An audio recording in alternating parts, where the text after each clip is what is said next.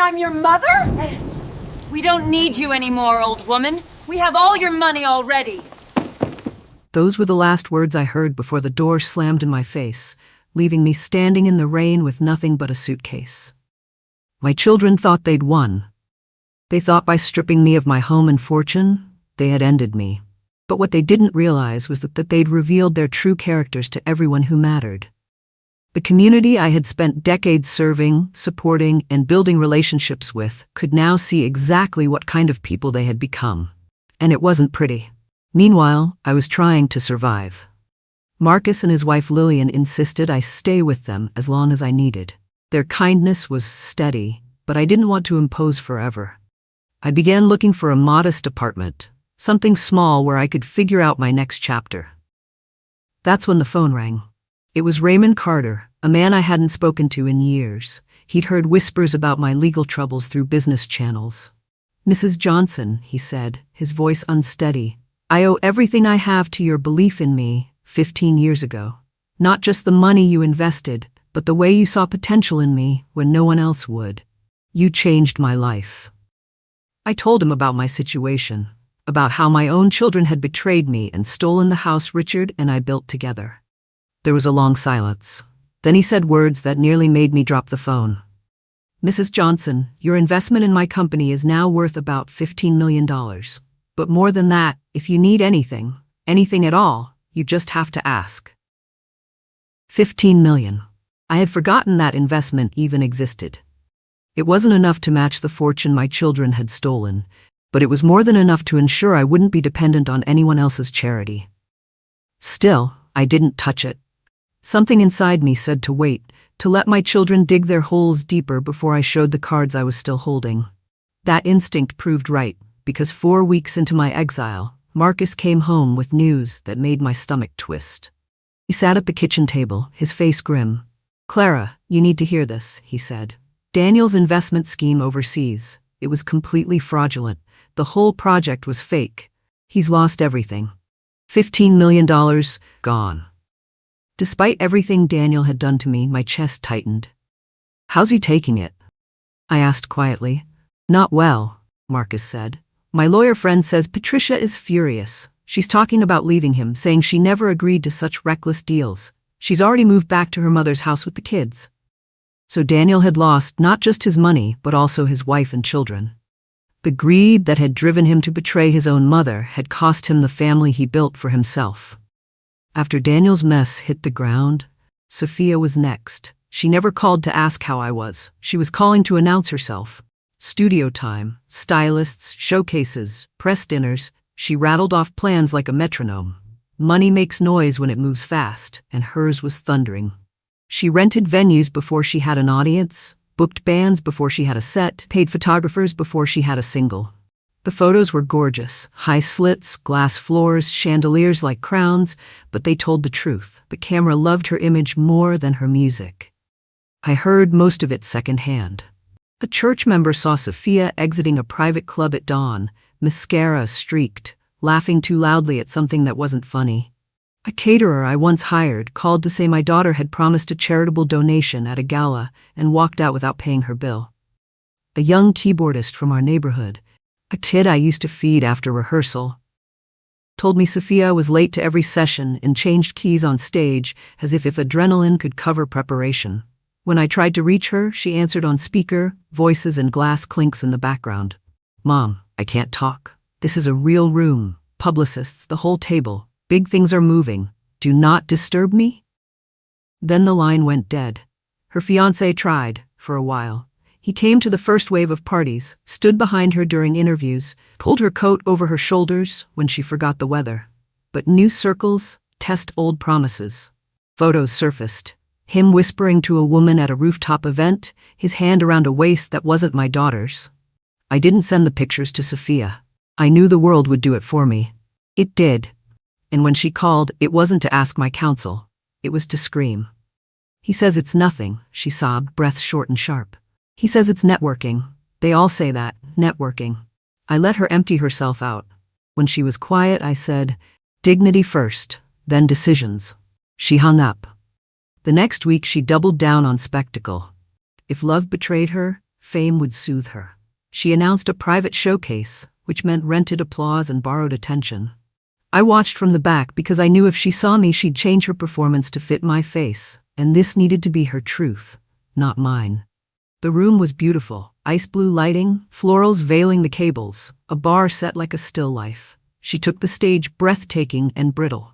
The first song started too high, the second started too late. By the third, her voice thinned at the top and cracked on a sustained note. I saw the looks, the tiny winces, the glances at phones. One producer I recognized from years ago stayed for 2 songs, nodded politely to his guest, and left. In their wake, people followed as if pulled by a current. When the lights dimmed, the applause was kind but not real. She didn't see me leave. I wanted to catch her before some hanger-on did, but the corridor outside was already filling with sympathy disguised as strategy. "We should talk," a woman in feathers purred. "I can fix the image." Fix, not grow. Always a telling word. The next morning I heard the rest. The venue invoice was larger than the door brought in. The band wanted their money in full, as they should. The decorator wanted her balance. Sophia's card declined twice before they split the charge across 3 accounts. The last account, I'm told, was an assistant's whose check bounced the following week. Her fiancé didn't come home that night. He sent a message 2 days later, a paragraph made of caution and cowardice. "This pace isn't healthy. I don't recognize us. I need space." He didn't say I'm sorry. He didn't say I was wrong. He didn't say forgive me. Space is cheaper than guilt. Her friends turned into invoices. People who toasted her dreams on Friday posted carefully worded statements by Tuesday, the tone we use for weather and traffic. Unfortunate, unforeseen, moving on. She texted me at 2:11 a.m. Everyone's fake. I typed rest and deleted it. I typed come home and deleted that too. I sent a red heart. She didn't reply. Bills multiplied.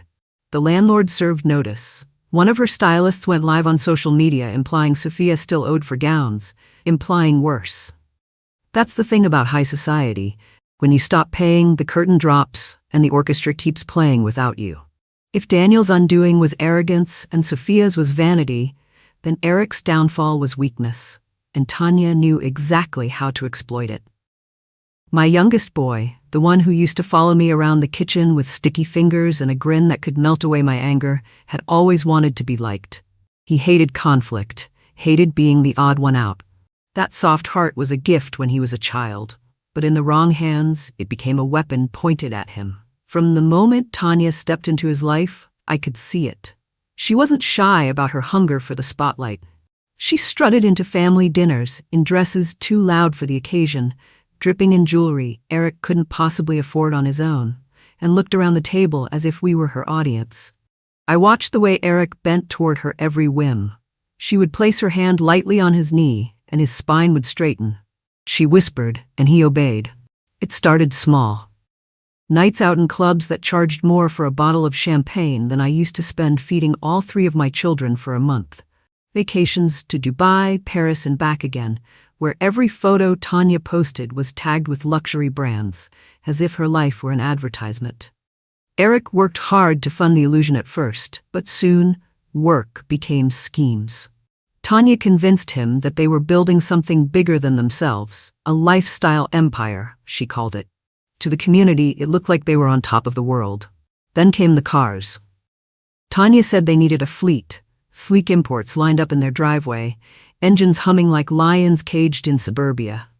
"A man's worth is measured by what he drives," I overheard her say once, her voice sharp and sure. Eric nodded, eager to please, even though the payments stacked higher than the roof over their heads. Fake charities followed. Tanya marketed them as humanitarian projects, glossy brochures, staged photos with children, polished speeches about giving back. But I noticed the fine print. Very little of the money raised ever reached those who needed it. The rest funded their parties, their clothes, their endless show. People in the community began to whisper. Some who had once looked up to my family now crossed the street to avoid conversation. "They're liars," someone muttered in church one Sunday. My face burned, not with guilt because I hadn't touched their schemes, but with the shame of being tied by blood to their choices. Eric never looked me in the eye anymore. When I asked about the charities, he waved me off with an uneasy smile. "Mom, it's under control." Tanya knows what she's doing. He said it like a prayer, desperate to believe it himself. But control was the one thing Tanya never cared for. The gambling came next. At first, it was nights at casinos, a gentleman's game, as Eric put it. Then it spiraled into private poker rooms and online bets that drained his accounts faster than he could refill them. Tanya cheered him on at first, clapping when he won, consoling him with kisses when he lost. But the losses began to outweigh the wins, and debts piled high enough to draw attention from dangerous men. I found out only because one of Marcus's friends, a lawyer, pulled me aside after service. "Clara," he said, lowering his voice, "there are investigations into misused charitable funds. Eric's name is on some of those papers, and his gambling debts, they're not small." My heart sank. When I called Eric, he didn't answer. Later, I saw Tanya's post online, smiling at a rooftop bar, drink in hand, captioned, "Some people just can't keep up." She hadn't even bothered to hide her contempt. When the truth broke wide open, Tanya turned. At a press conference meant to defend their charities, she stood beside Eric, hand on his arm, the picture of support. Cameras flashed. But as soon as the questions grew sharp, she stepped back, her tone icy. I had no idea about Eric's gambling problems. I trusted him to manage the finances. If there was fraud, it wasn't me, it was him. I saw it on the news. My son, pale and stunned, staring at her as though she'd stabbed him right there. She walked out mid-question, leaving him alone under the heat of the lights. That betrayal was worse than any legal trouble. Public humiliation breaks a man faster than prison walls ever could. When Eric finally came to me, days later, he was unshaven, his eyes bloodshot, his voice cracked. "Mom," he whispered. "She left me, took everything. Even the car titles are in her name." He sank to the floor of Marcus's living room, shaking. For the first time, I saw my baby boy, not the reckless man Tanya had twisted. I wanted to gather him in my arms, but I held myself back. Love doesn't mean shielding grown children from their consequences. I sat in the chair opposite him, hands folded. "Eric, you let her lead you where you already wanted to go, fast money, easy power. But the community you betrayed won't trust you until you rebuild from the ground, and I can't do it for you." Tears fell down his cheeks, the kind that come not from pain, but from clarity. Tanya had been his mirror, reflecting his weaknesses until they destroyed him. Now she was gone, and all he had left was the wreckage she'd helped him make. The investigation moved forward. Accounts were frozen, assets seized, debts collected. Eric stood alone, the crowd that once toasted him now silent. For the first time in years, he faced his life without the armor of Tanya's lies. And in that hollow silence, perhaps there was the beginning of truth. When everything around me seemed to be collapsing, Daniel's empire of arrogance crumbling into dust, Sophia's glittering stage dimming into shame, and Eric left hollowed out by Tanya's betrayal, I found myself remembering a quiet promise from the past. Raymond Carter's words echoed in my mind like a refrain I couldn't ignore. "Mrs. Johnson, your investment in my company is now worth about $15 million. If you need anything at all, you just have to ask." At the time, I had tucked those words away, holding them close but untouched. Pride had something to do with it, yes, but it was more than that. A voice inside me said, "Wait, do not move until the storm has passed. Let them reveal themselves fully, then act." So I waited, even as I lay awake some nights on Marcus and Lillian's couch, staring at the ceiling and wondering if I had been a fool to trust my own instincts. But with each passing week, as the stories of my children's downfalls unfolded, each more public and humiliating than the last, the wisdom of waiting became clear. My name was already being whispered in the community, not with mockery as my children feared, but with sympathy and respect. People began to see the truth, that I had been the one betrayed, that I had been cast out unjustly, and in their destruction, my children had exposed themselves. It was then that I made the call. My hands trembled as I dialed, but Raymond answered on the second ring, his voice warm as though he had been expecting me. "Clara," he said gently, dropping the formalities. "I was wondering when you'd reach out." We spoke for over an hour. He explained how that modest investment I had made so many years ago, back when I was still juggling bills and praying Richard's health would hold, had multiplied beyond anything I could have dreamed. His company had not only flourished, but become a pillar in its industry. You were one of the first to believe in me, he said. Now I want to believe in you. Let's put this money to work the right way.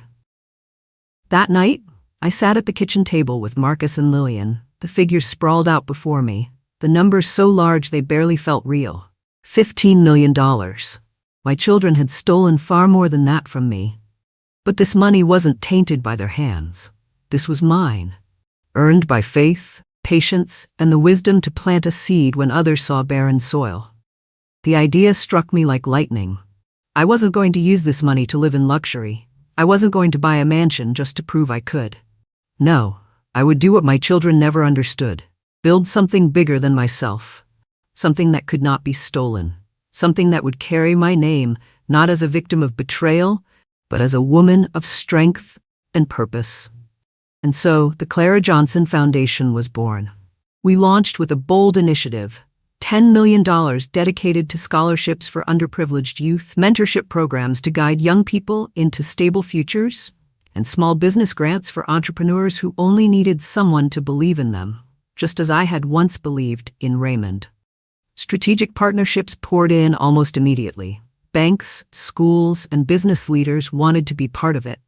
They saw resilience in me. They saw credibility. They saw a story worth backing. The press took hold quickly. Headlines called me the woman who turned betrayal into blessing and a mother who gave when her own children took. It wasn't bitterness that drove me. It was clarity. My children had squandered millions trying to inflate their egos, and here I was turning the same number into opportunity for thousands. That contrast was too sharp for the world to ignore. The first public event nearly overwhelmed me. Standing at the podium in front of reporters, community leaders, and young faces eager with hope, I felt Richard's presence beside me. I spoke from the heart, my voice steady. What was stolen from me does not define me. What I give away, what I build with others, that is my legacy. This foundation is not about revenge. It's about restoration, not for me, but for the generations who deserve better. Applause thundered through the hall, and I saw tears in more than a few eyes. In that moment, I was no longer the woman left in the rain with a suitcase. I was Clara Johnson, founder, philanthropist, and mother to a wider family than I had ever imagined. But I would be lying if I said part of me didn't savor the bitter irony. My children, who thought they had cut me off, now watched as the community rallied to my side. They appeared selfish and ruined, while I stood renewed and untouchable. For the first time in months, I slept without heaviness in my chest. That night, as I closed the office door of the newly founded Clara Johnson Foundation, I whispered to myself, "This is just the beginning." The foundation had only been running for a few months, yet it had already shifted the air around me. I was no longer the mother cast aside in disgrace. I was the woman the community looked to for leadership, for hope. My children must have felt that shift too, because one by one, they came back.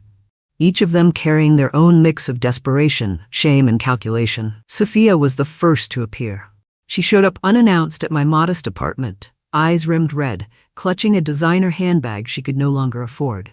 "Mom," she whispered as soon as I opened the door, her voice breaking. "I'm so sorry. I didn't mean for things to go this far." She wept at my kitchen table, her tears falling into her untouched cup of tea.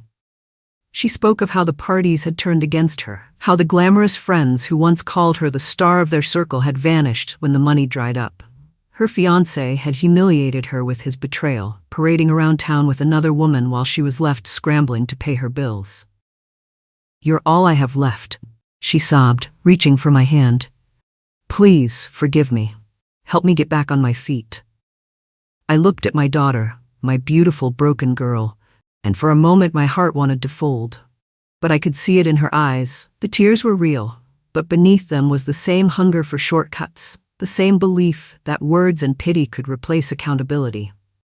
"I forgive you, Sophia," I said slowly, "but forgiveness isn't the same as rescue. You've lived your whole life believing you can cry your way back to comfort. That ends now.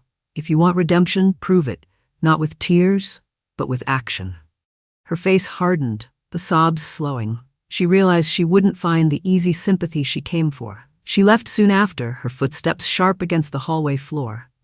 Not long after, Daniel came. He didn't come in tears, he came in swagger. He walked into my foundation's office as though he still owned every room he entered. "Mother," he began, dropping into the chair across from my desk, "I see what you're doing with this foundation. Impressive. But let's be honest, you're not equipped to run something of this scale alone. You need someone like me." He leaned forward, his smile too slick. "Give me control, let me take the reins. Together we can expand this into something global. Bigger investments, bigger returns. I can double what you're doing in less than a year." I sat quietly, letting his arrogance unfurl like a snake. When I didn't respond, his tone shifted, sharp edges cutting through the charm. "You owe me, Mother. Everything I am, everything I learned, it came from you and Dad. Don't push me out of this. Don't make me your enemy again." Finally, I spoke. "Daniel, I will never hand my life's work to the same man who destroyed his own. This foundation is about integrity and service, qualities you still haven't learned." His face flushed, anger twisting his features. "You think you're better than me now? Without me, you're nothing." I stood then, my voice steady. "Without you, Daniel, I am free." For a moment he looked like he might strike the desk, but instead his arrogance collapsed into something more pitiful. His shoulders slumped. "Please," he whispered, the desperation finally leaking through. "I've lost everything. Patricia won't speak to me. The kids barely look at me. I need something to hold on to." I shook my head. "Then hold on to humility. It's the only thing that can save you now." He stormed out, leaving the office door swinging behind him. Eric came last, and unlike the others, he didn't come dressed in pride or cloaked in performance. He looked tired, thinner than I remembered, his eyes darkened by sleepless nights. He sat down across from me, wringing his hands, and when he finally spoke, his voice cracked. "Mom, I messed up." He told me about the gambling, how Tanya had pushed him into casinos, convinced him that easy money was just one hand of cards away. How he poured money into fake charities she whispered about, thinking it would impress the community, only to discover they were nothing but fronts. The debts piled high. The community turned cold. And now the authorities were circling, questioning, investigating. "She left me," he admitted, his voice breaking. "In public. Said it was all my fault. And it was. She's gone, and all I've got left are debts I can't pay and a reputation I'll never get back." For the first time, I saw not the boy who mocked me, but the son who had lost himself in someone else's shadow. His remorse was raw, unpolished, painfully human. "Eric," I said softly, "I love you. Nothing will change that. But I will not save you from the consequences of your own choices. If you want to rebuild, you must start at the bottom, with honesty. No more shortcuts. No more Tanya. No more lies." He nodded slowly, tears streaking his face. "I understand." When he left, I sat alone in the quiet, my heart heavy but resolute. Each of my children had come back to me, and each had shown me who they really were. One manipulative, one arrogant, one broken. And I had given them all the same truth. I would no longer carry them. If they wanted redemption, they would have to find it themselves. That night, as I closed my journal, I whispered a prayer into the stillness. "Richard, if you can hear me, guide them. I've done all I can. The rest is up to them."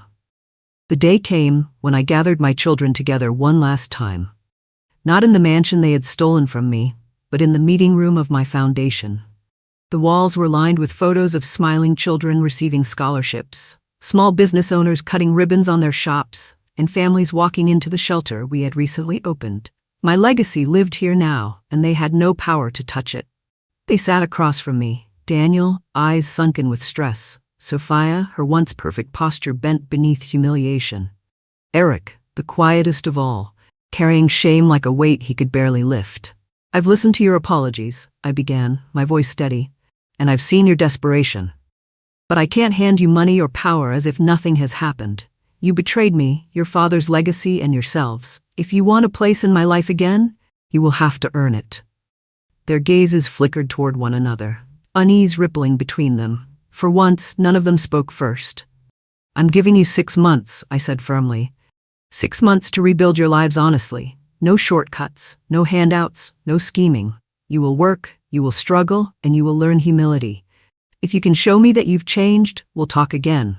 But if not, then this chapter of our lives is closed. Sophia's lips parted as though to protest, but I lifted a hand. No excuses. No tears. This is the only chance I will offer." The silence that followed was heavy. Daniel's jaw clenched, Sophia's eyes burned with frustrated pride, and Eric lowered his head in quiet acceptance. I knew then that the trial ahead would reveal their true selves more than any of their words could. While they scattered to face their own demons, I poured my energy into the foundation. The investment Raymond Carter reminded me of had grown beyond my imagination, and with strategic partnerships, I secured a $50 million project, the Clara Johnson Community Center. It would serve as a hub for education, mentorship, and small business support, a place where the next generation could find the kind of hope I had once prayed for in the dark nights after Richard's death. The groundbreaking drew crowds. Reporters filled the space, snapping photos, asking questions, broadcasting my story. They spoke of resilience, of betrayal turned into purpose. Headlines read, "Mother cast aside, rebuild stronger," and "From rainstorm to renaissance, Clara Johnson's second act." The applause from the community was overwhelming. But it wasn't just admiration, it was solidarity. People who had watched me be humiliated now saw me rise, and in that rise, they found courage for their own struggles. My children, however, faced the opposite. Their downfall became the subject of whispers in grocery aisles, hushed tones at church, side glances at public events. Everywhere they went, they carried the weight of their own choices, and for once, I did nothing to shield them. That was the trial. To walk through fire without expecting someone else to pull them out. I didn't keep close tabs on them, though word reached me often enough. I heard Daniel had taken small jobs in a public defender's office, stripped of his former prestige. I heard Sophia had returned to community halls, offering music lessons to children when no concert stage would take her. I heard Eric spent long nights working in warehouses, the sweat on his back replacing the easy money Tanya once promised him. It wasn't about the details, though. It was about whether they would endure. Whether they would stand without the crutch of my money. As the months passed, I felt the shift in myself too. I no longer thought of myself as the mother who had been betrayed, but as the woman who had reclaimed her purpose. Each brick laid at the community center was a symbol, not of what I lost, but of what I was building anew. When the 6 months finally drew to a close, I knew I would face them again. Not as a woman begging her children for love, but as a mother who had set the terms. Whether they had risen or fallen was on them now. And deep down, I prayed they had learned. Because I had. 9 months had passed since I laid down my challenge. Seasons shifted, the community center stood nearly complete, and my life had taken on a rhythm that no longer revolved around waiting for my children to call. I had accepted that they might never return, and strangely, that acceptance gave me peace. But on a gray afternoon, with rain falling in steady sheets against my window, I heard a knock at the door. Not hurried or forceful, just steady, like someone who had rehearsed the courage to come. I opened it to find all 3 of them standing there. Daniel, his once proud suit replaced with a worn jacket. Sophia, her face softer, stripped of heavy makeup and false glamour. Eric, gaunt but steadier, without Tanya's shadow clinging to him. They were drenched, rain plastering their clothes to their bodies. And in that moment, I saw the reversal of everything. It was me who had once stood in the rain with nothing but a suitcase, and now it was them, my children, who looked like exiles searching for shelter. For a long moment, none of us spoke. The rain filled the silence. Then Daniel cleared his throat. "Mom," he said, his voice breaking on the word he had once spat out with contempt. "We didn't come for money. We came because we need to tell you what we've learned." Sophia stepped forward, trembling. I chased applause and status until I had nothing left. I thought fame would fill me, but it emptied me instead. Teaching music to children these past months, it gave me more joy than any gala ever did. Her eyes glistened. "I'm sorry, Mom. I know sorry isn't enough, but it's what I have." Eric looked down at his hands. "I let Tanya drive my life into the ground. Gambling, fake charities, lies, I drowned in them all. Jail was the only thing that shook me awake. But in there, I realized something. You can't gamble with integrity. You either have it or you don't. And I want to have it again." Finally, Daniel met my eyes. I thought I was smarter than everyone else.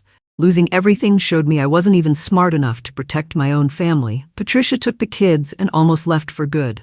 I had to fight for her trust again, and it's not easy. But I'm trying. Mom, I don't want control of your foundation or your money. I just want you to know I'm not that man anymore. Their words pierced me in ways their betrayals once had. But this time, the sting was not from cruelty, it was from humility. From the rawness of children who had finally looked in the mirror and faced what they saw. I stepped aside. Come in. They sat in my living room, dripping rain onto the rug, but I didn't mind. The air felt different, less combative, more fragile, like a wound that had finally begun to close.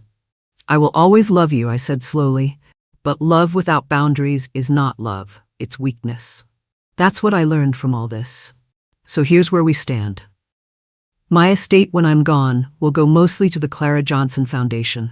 That money will build schools, scholarships, shelters, and community programs. It will not go back into empty hands that once used it to destroy. They nodded, quietly, almost in relief. But, I continued, my voice softening, if you truly live out the lessons you've spoken today, there will always be a place for you in my heart, and a place for you in this home. Not because of what you can inherit, but because you are my children. Sophia covered her face with her hands and wept. Eric let out a shaky breath, whispering thank you. Daniel, for the first time in years, reached across and took my hand, not in entitlement, but in gratitude. We sat there in the glow of the lamp while the rain pounded outside, a family fractured yet piecing itself together again. I knew things would never be exactly as they were. Too much had been broken. But maybe, just maybe, something new could grow in its place. Something honest, tested, and real. As they prepared to leave, I looked out at the rain. Months ago, it had been my symbol of exile. Now, it was theirs. And perhaps that was justice. Not cruel justice, but redemptive justice. In the end, what was meant to destroy me became the very thing that rebuilt me. The storm that once left me on the streets with nothing but a suitcase turned into the rain that washed my children clean of their pride. I stand now stronger than ever, respected, not for the wealth I once gave away, but for the legacy I chose to build with it. My foundation thrives, lifting up families, funding scholarships, and planting hope where despair once lived. And though my children walk humbler paths, they walk them with clearer eyes and lighter hearts. The community sees the truth now. Money can be stolen, houses can be claimed, but character tells the final story. This was mine. But let me leave you with a question. What would you do if your children betrayed you like this? Don't forget to subscribe, like, and share this story, because someone out there needs to hear it.